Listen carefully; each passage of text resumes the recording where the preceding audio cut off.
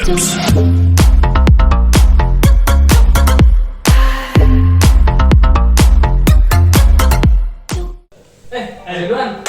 gimana sekarang? Alhamdulillah baik. Kuliah di mana? Sekarang di Unpas. Oh, di Unpas kan. Ambil jurusan apa? Ambil hukum. Ambil hukum ya. Iya. Mas. Apa itu? Mas Ego juga. Oh, iya. Siap, Mas. Mau duduk ya? Ya, silakan. Lanjut ngopi, Mas. Ngopi. Gimana kabarnya ini? Wah baiklah, cuman agak nggak ini aja fit, lagi badan lagi nggak fit. Wah. Oh iya, aku nih mau ngomong aja nih. Apa tuh? Kemarin ada kasus bullying anak SMP di Cilacap yang viral banget itu. Kalian tahu nggak? Wah.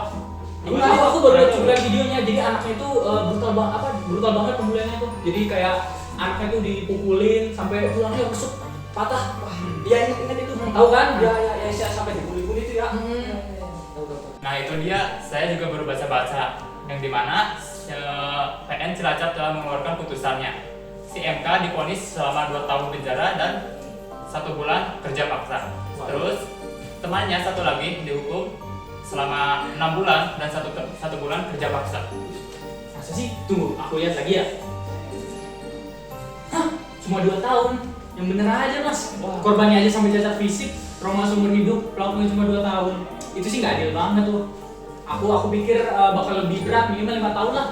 Soalnya kalau hukuman cuma segitu, aku khawatir nanti nggak ada efek jerahnya. Orang bisa mikir, gampang, paling cuma dihukum ringan. Takutnya banyak lagi pembulian kayak gitu. Aku juga awalnya gitu, Pir. Tapi harus diingat, mereka semua masih di bawah umur. Prosesnya tentu beda dengan peradilan anak dengan peradilan dewasa. Mereka dikenakan pasal 80 Undang-Undang Perlindungan Anak. Pasal ayat 2 itu karena kekerasan anak sampai luka berat. Terus dilapis lagi pakai pasal 170 KUHP soal pengeroyokan. Tapi dalam SPPA hukuman untuk anak memang maksimal setengah dari hukuman orang dewasa dan tujuannya kepada pembinaan dan rehabilitas, bukan penjara murni untuk balas dendam. BTW hujan nih guys, ngopi dulu kali sih. Boleh lanjut. Tadi ya, berarti itu tadi jaksa dan hakim sudah serius ya? Iya. Nggak dianggap kenakalan remaja biasa. Iya betul. Parah sih parah. Cuma gara-gara korban aku anggota geng atau basis itu. Geng.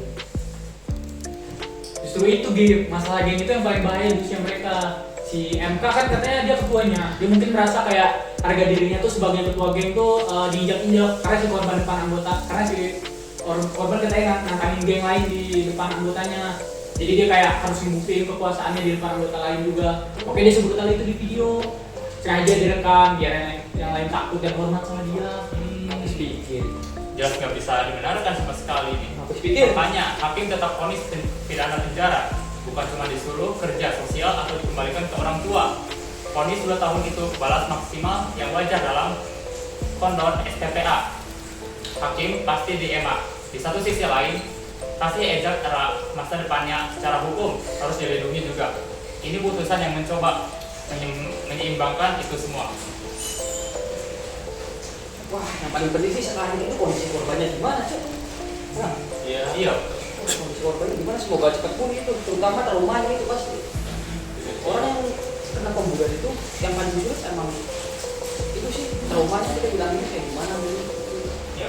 Berat paling berat. Bener tuh, ngomong-ngomong soal pembulian, aku sih juga ada pengalaman dibully waktu SMP. Iya, Bener. Aku dulu sih sebenarnya nggak secara fisik, mereka tuh kayak secara verbal, mereka kayak ya malas uang, kayak gini-gini kadang gitu sih rata-rata. Kalau kalian sendiri pernah ada pengalaman dibully gak sih? Kalau saya sih alhamdulillah belum pernah. Belum pernah ya? Ya, saya juga belum pernah. Belum pernah ya? Itu deh, pokoknya dibully itu gak enak banget. Soalnya saya yang ngerasa secara verbal aja udah kayak wah sakit hati banget sampai saya nggak mau sekolah loh waktu itu. Saya sering jarang hadir lah saya waktu itu. Saya juga yang belum pernah merasakan pembulian itu sangat anti sekali dengan yang namanya pembulian. Bila perlu orang yang pelaku pembulian itu cukup dihukum lah. Ya. Betul banget. Apalagi kalau sampai melibatkan kekerasan fisik. Bener tuh. Trauma dia pasti korbannya.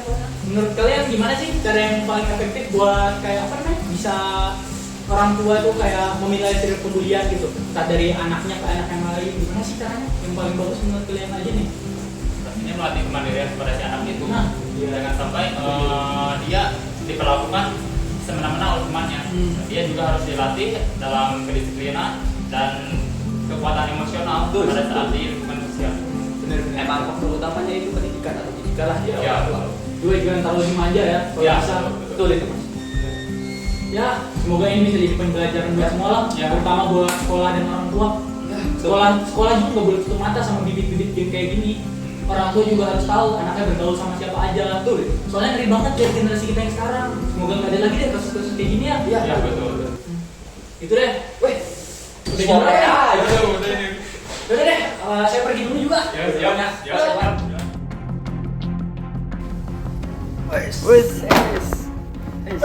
Woi, sok pintar gitu loh gua lihat-lihat. Sok